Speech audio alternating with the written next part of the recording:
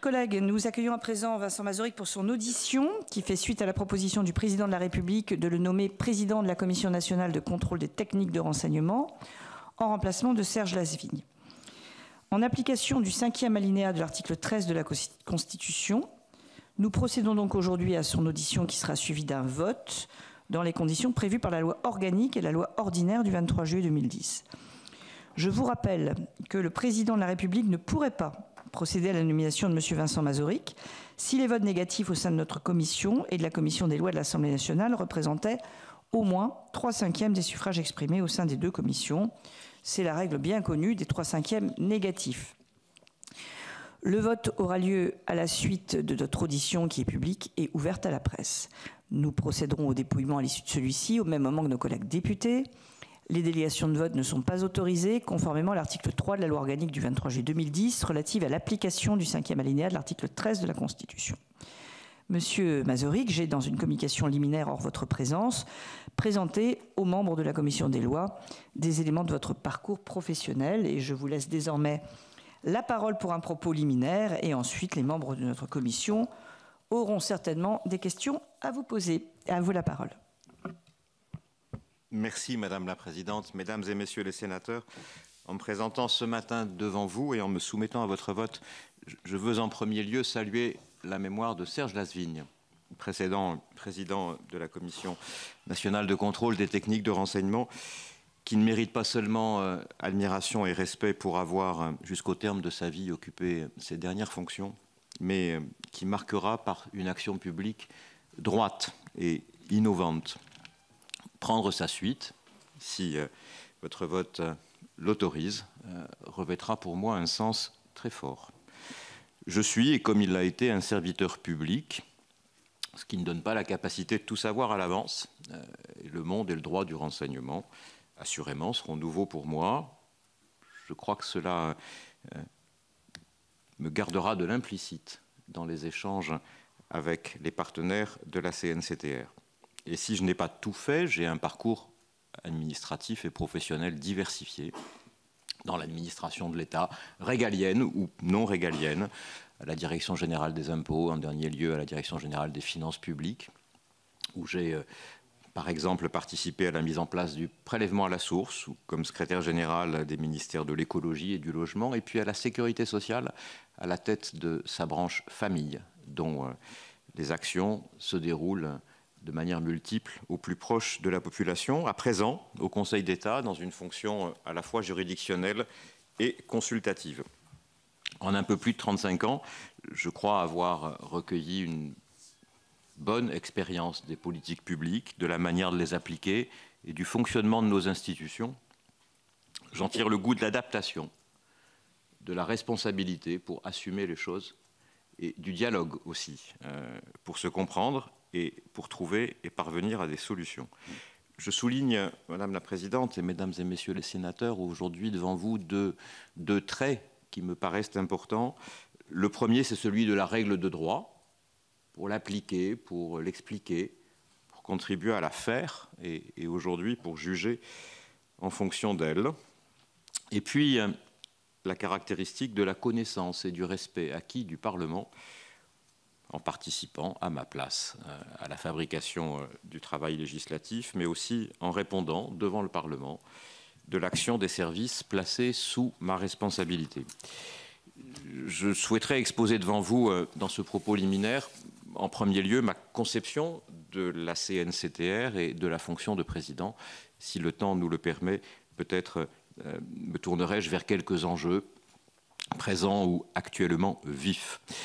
La CNCTR, c'est une autorité administrative indépendante et l'indépendance, c'est une condition absolument essentielle posée aux autorités de contrôle du renseignement par la jurisprudence de la Cour de justice de l'Union européenne et de la Cour européenne des droits de l'homme. Mais à mes yeux, l'indépendance ne se conçoit pas comme une souveraineté. La souveraineté, elle est détenue ici, au Parlement, qui a institué par son vote la Commission, qui peut en modifier les contours ou les missions, ou bien encore, s'il l'entend, qui peut la supprimer. Elle n'est pas non plus un isolement, parce que la Commission partage l'exigence de la garantie constitutionnelle des droits avec toutes les institutions qui œuvrent au renseignement ou qui les contrôlent. La Commission doit se tenir informée et consciente de l'évolution des périls et des techniques. J'y reviendrai. Et si elle n'est pas, conformément au texte, partie à la communauté française du renseignement, bien entendu, elle doit étroitement coopérer avec elle. Je conçois le rôle de la Commission d'une manière, je dirais, ternaire ou triangulaire. 3 pointes, confiance, contrôle, garantie. La confiance, c'est celle bâtie avec les services de renseignement depuis 10 années que la Commission existe, à la suite de sa prédécesseur issue de la loi de 1991. Cette confiance, je crois, lie aussi la Commission au Parlement. Ce sont des acquis précieux et je les entretiendrai. Le contrôle, c'est la contrepartie, c'est le corollaire, celui que la Commission exerce a posteriori sur l'emploi par les services de renseignement des techniques dont l'usage aura été autorisé. Et c'est son acceptation, sa compréhension, sa pédagogie qui permet d'assurer, d'une part, que les services respectent le cadre légal, voire dans leur propre intérêt qu'ils progressent, mais fondamentalement que l'action et des services et de la Commission répond aux principes posés par la loi.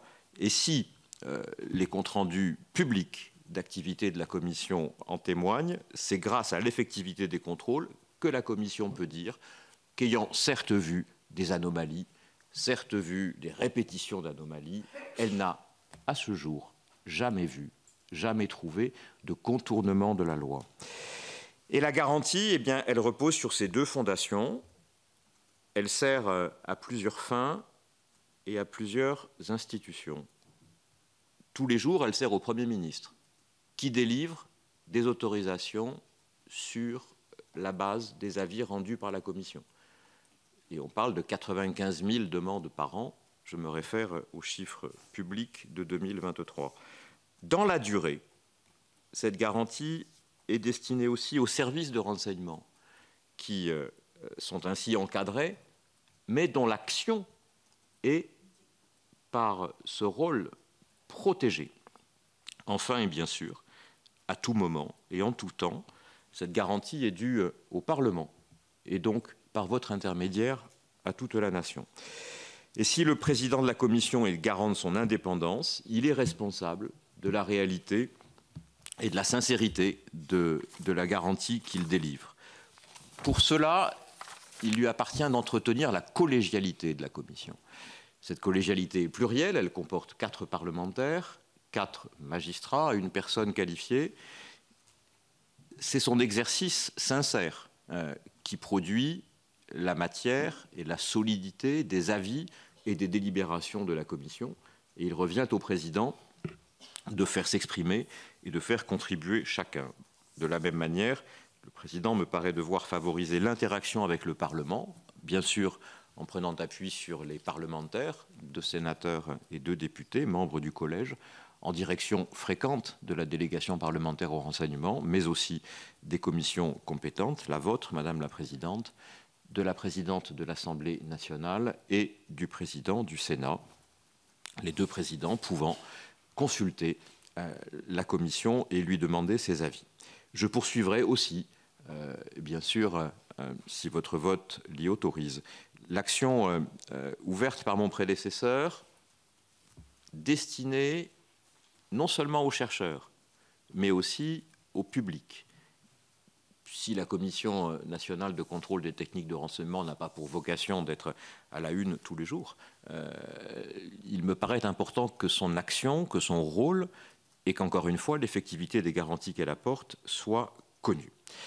Si vous me le permettez, Madame la Présidente, je ferai, mais brièvement,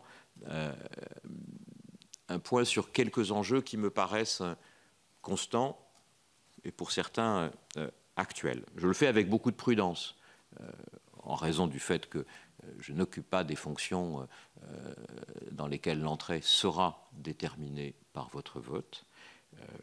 Ainsi donc, si je m'exprime, ce n'est qu'à titre personnel et non pas en représentant d'une collégialité. Et enfin, je sais qu'un débat parlementaire important est en cours.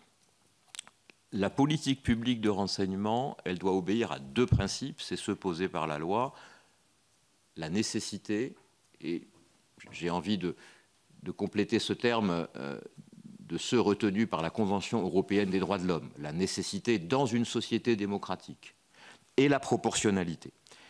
Et l'enjeu constant, c'est la garantie des droits et donc l'état de droit dans toutes ses dimensions. 2025, je le disais, c'est 10 ans de travail de la Commission. On peut dire, me semble-t-il, que l'édifice est fiable, sous votre regard, et qu'il offre les garanties attendues. Il faut assurer que ces garanties soient toujours offertes demain, ce qui, pour n'aborder qu'un aspect, n'est pas une donnée certaine ni immédiate, sans agir. Je pense en particulier au fait que, s'il s'agit du recueil de données informatiques, des techniques de plus en plus puissantes sont demandées et mises en œuvre après autorisation, de sorte qu'il peut en découler une interrogation sur la proportionnalité, c'est-à-dire la graduation de l'action, qui est néanmoins un critère, et il demeurera de la loi. J'aborde trois thèmes plus précis. Le premier est technique, mais il n'est pas mineur. Il s'agit de la bonne fin du projet destiné à faciliter l'accès de la Commission nationale de contrôle des techniques de renseignement, précisément aux données informatiques recueillies sur la base des autorisations instruites et délivrées. Ça peut être de grandes quantités de données, il y en a toutes sortes, mais c'est un instrument puissant. Il est donc indispensable qu'elles soient contrôlées, que leur usage, que leur conservation soit contrôlée. Or, s'agissant des deux principaux services de renseignement, la DGSI et la DGSE, ces données sont aujourd'hui conservées dans ces services. La Commission doit pouvoir y accéder à distance. C'était la demande du Président de la République. C'est un chantier qui doit venir à bonne fin en 2027. C'était une priorité de Serge Lasvigne et ce sera une des miennes. Les 10 années qui viennent de passer ont vu se décider beaucoup de jurisprudence à Luxembourg, à Strasbourg, mais aussi dans notre pays au Conseil d'État. Certaines décisions ont pu être jugées ou appréciées comme déstabilisantes. À l'Assemblée nationale, dans un rapport en 2020, une mission d'information a même parlé de hold-up jurisprudentiel, s'agissant de quelques décisions de la Cour de justice de l'Union européenne. Le Conseil d'État y a répondu en 2021 par deux décisions importantes prises en assemblée du contentieux, en rappelant qu'au fait, à la tête de notre ordre juridique est la Constitution, et que si celle-ci prévoit bien sûr l'association de la France à l'Union européenne, elle implique aussi que lorsque le droit de l'Union européenne n'apporte pas une garantie équivalente à celle de notre Constitution, à une exigence pourtant constitutionnelle, il faut pouvoir écarter le droit européen. Je ne dis pas que c'est la fin d'un débat, mais il me semble que c'est une inflexion extrêmement importante. D'autres décisions, au contraire, ont conforté. Et en dernier lieu, celle de la Cour européenne des droits de l'homme, délibérée en décembre 2024 et rendue en janvier 2025. Et les facteurs de stabilité ne doivent pas être négligés et nous invitent à constater que le cadre légal du renseignement et son contrôle par la Commission répond aux exigences les plus fondamentales de ces deux grandes juridictions, Cour de justice, Cour européenne des droits de l'homme. C'est un cadre clair et précis, c'est un cadre qui offre des garanties de bout en bout, qui respecte la proportionnalité dans des échelles qu'il faut combiner. L'échelle de la gravité des risques, l'échelle, je dirais, de l'intrusivité des moyens employés et l'échelle de la largeur de la collecte des renseignements ou de la durée de leur conservation. De même, notre système, notre cadre légal répond à ces exigences en matière de droit effectif au recours de l'ensemble des citoyens. Il y a encore des questions en suspens, peut-être notre discussion nous y ramènera-t-elle, par exemple sur l'échange entre les services de renseignement français et étrangers, mais nous ne devons pas nous sentir ni en position de fragilité, ni, s'agissant des questions juridiques, sous la menace. À propos de menaces, et ce dernier élément est exposé avec une prudence plus grande encore que les précédents, car je suis conscient du débat parlementaire en cours sur la proposition de loi issue du Sénat et relative au narcotrafic. On ne voit pas beaucoup de périls reculer, et on en voit d'autres qui augmentent et qui changent.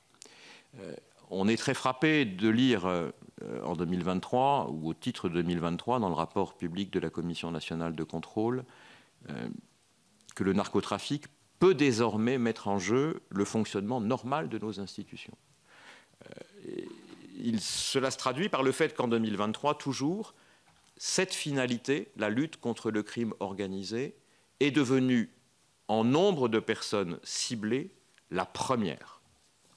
En nombre de demandes, c'est toujours le terrorisme, mais en nombre de personnes ciblées, c'est la lutte contre la criminalité organisée et plus particulièrement le narcotrafic. Il s'en déduit, et on comprend donc que vos débats, ici même et à l'Assemblée, aient trouvé une légitimité démocratique à l'extension de certaines techniques, celle en particulier de l'algorithme, à la criminalité organisée en tant qu'elle concerne le trafic de stupéfiants, alors qu'elle était jusque-là limitée au terrorisme. Je remarque, pour m'en réjouir, que dans la dernière phase du débat à l'Assemblée nationale, consultée par le gouvernement, la Commission nationale de contrôle a pu apporter sa contribution à un meilleur ciblage et donc à une meilleure sécurité juridique de la mesure. Bien sûr, et j'en conclus là, Madame la Présidente, les débats, et ils ne sont pas terminés, n'ont pas trouvé de réponse à tout. Et mon allusion est dirigée bien sûr vers l'accès à la lecture en clair des messages échangés de manière cryptée par certaines personnes. L'équilibre qui est indispensable n'a pas été trouvé. La Commission, pour sa part, qui n'est pas le rôle du législateur et qui n'est pas la totalité de l'expertise, mais qui restera une garante, sera disposée, si le débat se poursuit, à y contribuer. Merci de votre intervention liminaire, Monsieur Mazouric. J'invite mes collègues à s'inscrire pour pouvoir poser leurs questions. Et je vais moi-même débuter cette série de questions en rebondissant sur la garantie dont vous nous avez indiqué qu'elle devait être offerte par la CNCTR. Or, vous devez aussi savoir dire non. C'est un organisme qui doit savoir dire non et de ce fait bousculer les habitudes qui peuvent être prises par les services de renseignement, parce que l'habitude aussi, de côté de la CNCTR, pourrait éroder le contrôle effectif. Comment voyez-vous votre rôle en la matière? Et alors, nous allons poser les questions par série, si vous voulez bien. Je vais donc ensuite donner la parole à Madame Françoise Dumont, ensuite à Madame Lauriane Josande. Merci Madame la Présidente. Monsieur Mazouric, et vous l'avez précisé dans votre propos, la Commission nationale traite un nombre croissant de demandes venant des services de renseignement et souvent dans des délais contraints et avec des enjeux très forts. Encore une fois, vous l'avez illustré. Pensez-vous que cette commission dispose des moyens adéquats pour continuer à mener son action dans la durée ? Merci Madame Dumont. Madame Josande. Merci Madame la Présidente, merci Monsieur pour votre exposé. Un sujet lancinant est celui du contrôle des échanges entre les services français et les services de renseignement étrangers. Il y a des décisions de la Cour européenne des droits de l'homme en la matière, mais d'autres sont attendues depuis longtemps.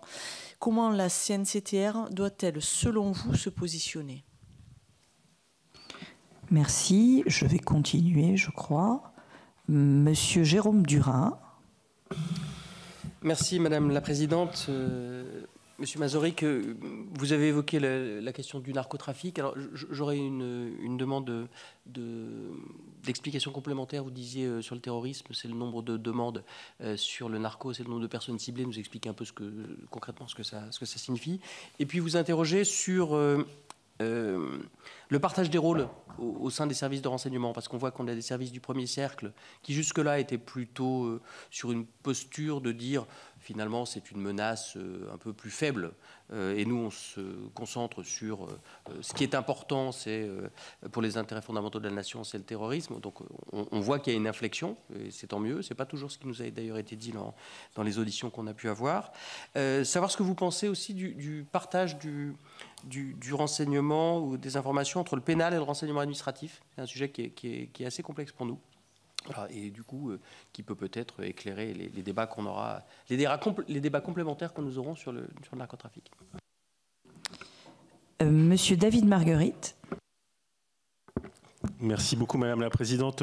Monsieur Mazorik, vous avez commencé à y répondre en évoquant la nécessité pour la Commission d'être mieux connue de nos concitoyens et de la façon d'accroître sa notoriété, ce qui est une première réponse à la question de savoir comment on peut accroître les possibilités pour nos concitoyens de savoir s'ils font l'objet d'une technique de contrôle et comment, le cas échéant, ils peuvent y mettre un terme si celle-ci est soit infondée, soit disproportionnée. Je vous remercie. Et enfin, Madame Catherine Di Folco. Merci Madame la Présidente. Oui, Monsieur Mazorik, vous avez évoqué plusieurs fois les relations que la CNCTR entretient avec le Parlement. Vous n'avez pas évoqué celle qu'elle doit entretenir ou pas, je ne sais pas, avec la délégation parlementaire au renseignement. Quels sont-ils selon vous? Je vous remercie. Voilà, j'espère que vous avez eu le temps de prendre en note l'intégralité des questions et maintenant je vous laisse y répondre. Merci Madame la Présidente et Mesdames et Messieurs les sénatrices et sénateurs. Je vais y répondre dans l'ordre et du mieux que je peux. Oh oui Madame la Présidente, il faut savoir dire non. Sinon, ça s'use si on ne s'en sert pas. Le rapport d'activité de 2023 cite un taux d'avis défavorable de 1,2%. Il décroît. Il serait préoccupant qu'il fût de 0. Mais la décroissance en tant que telle doit, me paraît-il, dans un contexte solide, être prise comme une évolution positive, fruit d'un apprentissage mutuel. Essentiellement du côté des services de renseignement, c'est tout le sens, toute l'utilité du contrôle, dont je veux redire, même s'il prend du temps, naturellement, au service. Beaucoup à la Commission aussi, 130 contrôles par an. C'est significatif. J'y reviendrai pour répondre à la question de Madame Dumont sur la question des moyens. Il faut donc savoir dire non. Je relève, pardon, c'était probablement un aspect impensé de votre question, Madame la Présidente, que aucun Premier ministre, aucune Première ministre n'a passé outre un avis négatif de la Commission. Un dispositif légal est prévu à ce titre, il n'a jamais eu à servir, ce qui est le propre d'une bonne dissuasion. Plus concrètement, et je prends avec beaucoup d'importance votre indication, ceci s'obtient, quel que soit le taux de réponse, comme vous l'avez dit, Madame la Présidente, en bousculant les habitudes. Et c'est là, je le perçois, une question, ce n'est pas un défi, mais c'est une attention constante à porter par chacun des membres du collège de la Commission, mais aussi par ses collaborateurs et bien sûr par son président, à l'équilibre entre la nécessaire compréhension, la connaissance d'abord, il y a beaucoup de techniques là-dedans, l'appréciation et donc l'incorporation de beaucoup de données sur simplement les phénomènes de menaces qui se présentent à notre pays. Mais, vous avez dit habitude, vous n'avez pas dit connivence, mais à la juste mesure, à la juste distance. Il me paraît clair qu'aussi bien M. Delon puis Serge Lasvigne ont établi cela. Je ne dis pas qu'il est facile de le poursuivre, mais il est évident de le faire. La commission n'est pas un juge, elle n'a pas la distance, elle n'est pas sur l'aventin du juge, elle n'est pas non plus un collègue. Elle doit, quand il le faut, jusqu'où il est possible de le faire, être un conseil. Le cas échéant, elle doit réagir par ses avis, par ses délibérations et tout simplement, et parfois peut-être plus informellement, par ce qu'elle dit au service de renseignement. Ceci, comme le reste, repose sur la confiance. Je sais, ces rapports en témoignent, que, outre les dispositions formelles d'avis a priori ou de contrôle a posteriori, de nombreux échanges ont lieu, et ceux-ci servent non pas à prendre de mauvaises habitudes, mais je l'espère, au sens positif, à faire coutume, et à être mieux compris le jour où vient le moment d'un reproche, d'un avis négatif ou d'une forme ou d'une autre d'avertissement. J'aurais, et je suis conscient que c'est une particularité exigeante de la position institutionnelle et pratique de la CNCTR, j'aurais à veiller très attentivement à cela. Je le ferai comme le reste, en collégialité. Rien n'est délibéré sans prise en compte de la pensée et de l'orientation collective des membres du collège de la CNCTR. Ils ne sont que 9, et j'en viens à la question des moyens, appuyés sur une équipe de 22 personnes, dont particulièrement 15 se consacrent quotidiennement à l'examen des demandes présentées par les services. On parle de 95 000 demandes par an, c'est le chiffre de 2023, c'est autour donc de 300 par jour, à traiter pour l'immense majorité d'entre elles dans un délai de 24 heures et à titre exceptionnel dans les 72 heures après avoir été examinées en formation collégiale, restreinte ou plénière. C'est considérable. C'est considérable. Je ne peux, Madame Dumont, répondre à votre interrogation qu'avec prudence, n'étant pas en charge, c'est vous qui en déciderez. Mais quelque chose dit que malgré des renforts apportés, notamment par l'action de M. Lasvigne, une fragilité est possible dans l'équipe. Le cas échéant aussi, alors qu'il ne faut rien céder de la collégialité, dans le fonctionnement collégial lui-même, si pour des raisons de quorum, il est parfois difficile, je pense en particulier aux membres parlementaires du collège, qui ont d'importantes occupations, difficile de respecter les règles. Et donc je serai extrêmement attentif aux moyens. J'ai dit quelques mots, c'est aussi une question de moyens, et pas seulement d'ailleurs des moyens de la Commission, mais aussi des moyens des services de renseignement, et avec l'appui de la coordination nationale au renseignement et à la lutte contre le terrorisme. Le projet d'accès facilité aux données informatiques recueillies, c'est aussi une question de moyens. La bonne fin de ce projet en dépend. Madame Josande, vous avez à juste raison mentionné la question pas tout à fait traitée des échanges, dans un sens comme dans l'autre, entre les services français et étrangers. Dans un rapport d'une mission d'information de l'Assemblée nationale de 2020, vos collègues concluaient qu'en substance, il n'était pas à ce moment opportun d'aller plus avant et de cadrer ces échanges.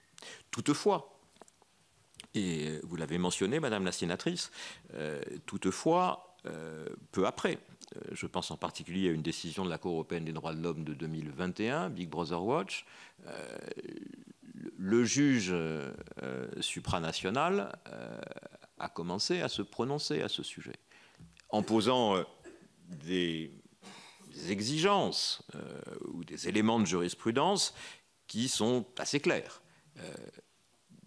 Il faut qu'il y ait un cadrage dans la loi nationale, il faut qu'il y ait un système mutuel qui n'est pas nécessairement tatillon ou pointilleux, renseignement par renseignement, mais qui doivent exister dans son principe, un système mutuel de garantie d'équivalence et bien sûr de garantie de sûreté. Bon.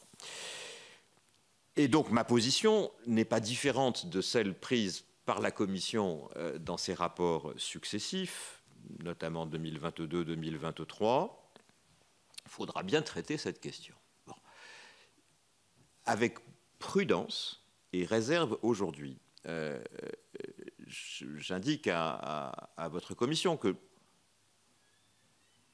je me garderai sur le champ de placer ce sujet dans une échelle de priorité, faute d'être encore protagoniste. Je pense simplement, d'une part, qu'il ne faut pas partir d'un principe général de suspicion. Nos services, comme les services étrangers, dans un intérêt mutuel, échangent des renseignements conformément à leurs lois respectives. Et il n'y a aucune possibilité qu'un service français transmette à un service étranger un renseignement qui ne fut pas couvert par une procédure légale, quelle qu'elle soit. J'y reviendrai en répondant à M. Durin, bien sûr, sur l'articulation avec le pénal. Donc pas de suspicion généralisée. L'état du monde est ce qu'il est. Mais nous ne devons pas, ni nous, Français, ni dans nos responsabilités respectives, présentes ou futures, institutions républicaines, être pris à revers par une décision dont l'ampleur ou le caractère impérieux compliquerait le travail des services et n'apporterait pas de réponse aux garanties que chacune et chacun est en droit d'attendre. Monsieur Durin, en effet, j'ai d'une part mentionné un nombre de demandes et d'autre part un nombre de personnes, mais comme vous le savez, la Commission traite des demandes, les 95 000 c'est ça, et alors elle s'efforce, et la loi, le CSI lui demande de rendre compte dans son rapport annuel et public du nombre et des catégories auxquelles ces demandes se rapportent, et elle s'efforce, ce qui me paraît tout à fait remarquable et digne d'intérêt, d'estimer le nombre de personnes auxquelles ces demandes correspondent, avec, le précise-t-elle, une marge d'erreur autour de 10%. Cette estimation donne, pour 2023, un peu plus de 24 000, un peu moins de 25 000. Et c'est en regardant ce décompte-là que l'on voit arriver en tête, de peu, mais significativement, la criminalité organisée. Ce qui, encore une fois, à mes yeux, explique le travail législatif dont vous êtes, monsieur le sénateur, un des auteurs. Faut-il se réjouir de l'évolution des sensibilités des différents cercles des services de renseignement? Prudence encore pour ma part aujourd'hui.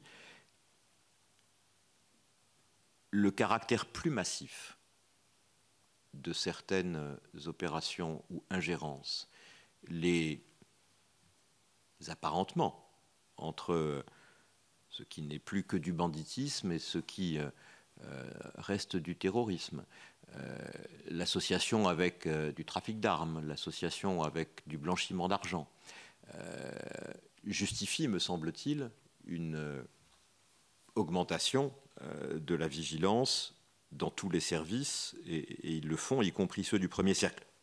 Pour autant, c'est aussi une action publique et une politique publique, donc des administrations publiques. Pour autant, et tant mieux si cela accroît l'objectif à la fois de vigilance, de mobilisation et de coopération, l'action des services du premier cercle en la matière ne peut pas se concevoir sans coopération, sans coaction avec les services du deuxième cercle. qui sont en particulier davantage dans l'implantation territoriale. Comme vous, monsieur le sénateur, je crois, ou je devine que ces orientations ou ces évolutions sont positives dans l'intérêt général de la lutte contre la criminalité et la protection de toutes et de tous. Articulation pénale administrative, il est clair que les dispositions du Code de sécurité intérieure, les fonctions qui sont conférées à la Commission, ce dont la Commission rend compte, ce dont nous parlons aujourd'hui, ça relève de la police administrative. Il est clair aussi, et c'est même indispensable pour la bonne application de la loi, qu'il doit y avoir des passages de l'un à l'autre, le passage fondamental prévu par le Code de procédure pénale dans son article 40, et peut-être, je parle sans bien savoir encore, plus fréquemment et plus informellement, certaines communications. Il me semble que, ça je remonte à des expériences d'autres fonctions, que selon les champs d'action, la proximité ou la nécessaire communication légale entre les deux pôles va varier. Si on regarde par exemple l'action de la DNRED ou l'action de Tracfin, il n'est pas difficile d'imaginer une communication plus fréquente en nombre et peut-être plus rapide dans l'instruction, dans le déroulement des enquêtes, de l'administratif vers le pénal. On peut peut-être dire presque l'inverse du travail de sécurité extérieure. Et sans doute le travail de sécurité intérieure est-il entre les deux. Mais nous devons, je crois, à la fois en concevant la loi pour les services, en la mettant en œuvre et pour la Commission en la contrôlant, garder toujours à l'esprit que la protection de l'état de droit implique aussi qu'il puisse y avoir de l'enquête administrative sans nécessairement que chacune se termine au pénal, tout simplement pour la raison de connaissance, de repérage, de prévention, qui sont la raison même d'être des services de renseignement quand ils n'agissent pas sur instruction ou commission rogatoire de l'autorité judiciaire. Monsieur Marguerite, oui, j'ai un peu parlé de la notoriété parce que l'action de Serge Lasvigne à cet égard m'a frappé. Je me réfère en particulier à un colloque organisé en 2023 avec la délégation parlementaire au renseignement, d'un autre, un an plus tard, en octobre 2024, dont on peut connaître le contenu, mais dont les actes ne sont pas publics encore et qui était ouvert à un large public. Encore une fois, pas seulement des chercheurs, du vrai public, qui a fait venir les patronnes et les patrons des services de renseignement, des collègues étrangers. Je crois que c'est, même si ça n'est heureusement pas une nécessité quotidienne, un vrai progrès. Un progrès en termes tout simples d'information, mais vraiment un progrès en termes de garantie démocratique. Est-ce que le système, est-ce que les droits au recours ouverts en la matière sont à la hauteur des nécessaires garanties démocratiques, ce qui est bien sûr la partie centrale de votre question, monsieur le sénateur. On peut y répondre de manière abrégée en concluant de la décision rendue après un temps certain par la Cour européenne des droits de l'homme fin 2024 et début 2025, en répondant par l'affirmative. Cette décision est très importante pour notre cadre légal. Elle confirme qu'il est conforme aux exigences et aux grands principes de la Convention européenne de sauvegarde des droits de l'homme et des libertés fondamentales. La formation spécialisée du Conseil d'État, qui démarre avec la loi de 2015, qui a rendu un tout petit peu moins de 500 décisions, ne se prononce, si on regarde sa jurisprudence, pas majoritairement ou pas fréquemment sur des questions d'emploi de techniques de renseignement.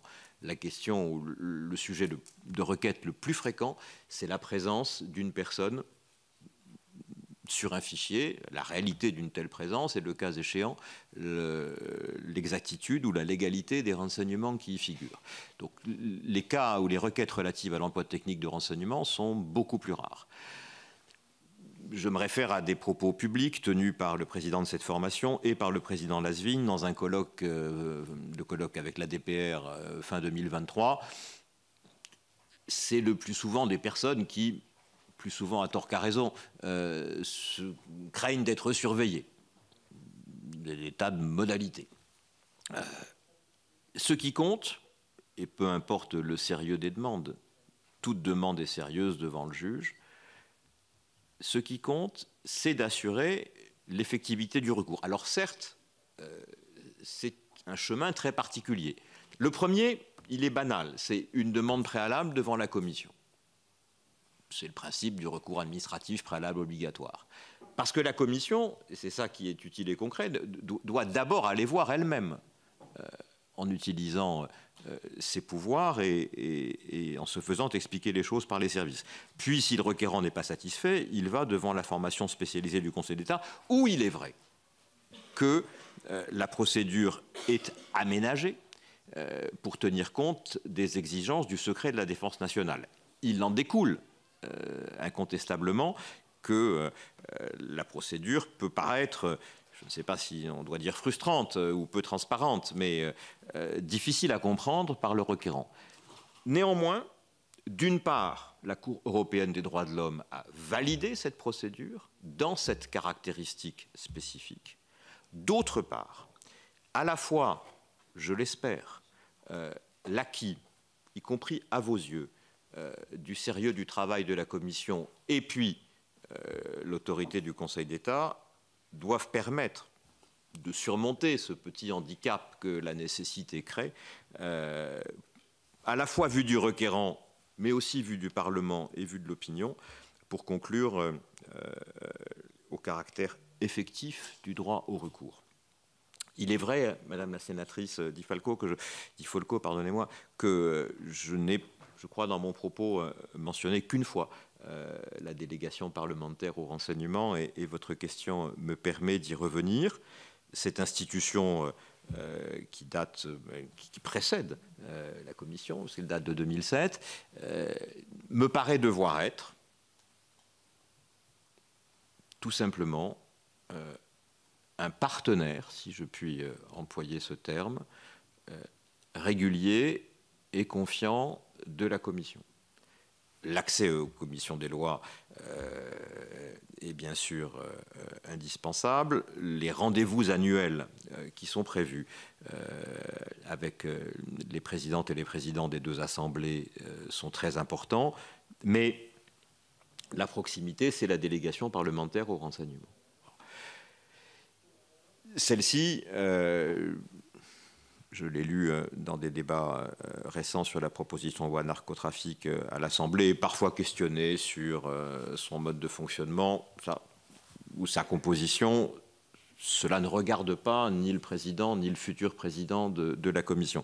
Ce qui me paraît important, c'est l'accès des parlementaires des deux chambres par les habilitations nécessaires aux informations nécessaires, leur rôle que je connais nécessairement moins bien, de transmission ou de synthèse vers l'ensemble de leurs autres collègues. Et si vous me permettez, si vous ne contredites pas, je l'espère, cette vision, une sorte d'intermédiaire entre les deux assemblées parlementaires toutes entières et puis des institutions telles que la Commission. Pour ne revenir qu'à un sujet, ou à deux sujets, pardonnez-moi, évoqués aujourd'hui, celui de l'échange entre services français et étrangers d'une part, et puis celui de l'accès à la lecture en clair de certains messages cryptés d'autre part, qui sont pour l'un ou pour l'autre sur la table ou non résolus. Il me semble que la réflexion, l'apport prospectif de la délégation parlementaire au renseignement, autant qu'elle le demandera avec l'appui de la CNCTR, peut faire avancer les choses. Et voici en substance, Madame la sénatrice, dans quelle direction je souhaiterais aller. Je vous remercie, Monsieur Mazouric. Je crois que nous sommes arrivés au terme de cette audition. Il nous reste donc à vous remercier et à vous demander de nous quitter, car nous allons procéder au vote. Merci, Mesdames et Messieurs les sénatrices et les sénateurs.